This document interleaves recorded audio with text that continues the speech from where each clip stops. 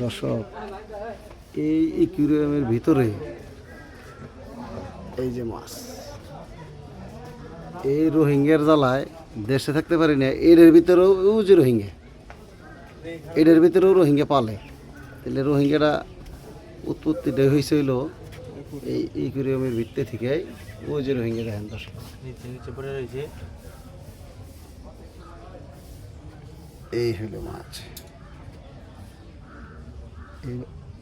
এই মাছের লগে ও যে রোহিঙ্গা,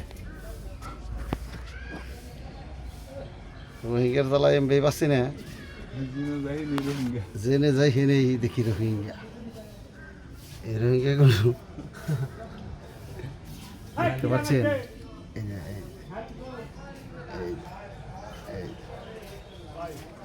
এখানেও রোহিঙ্গা। রোহিঙ্গার জ্বালা কোন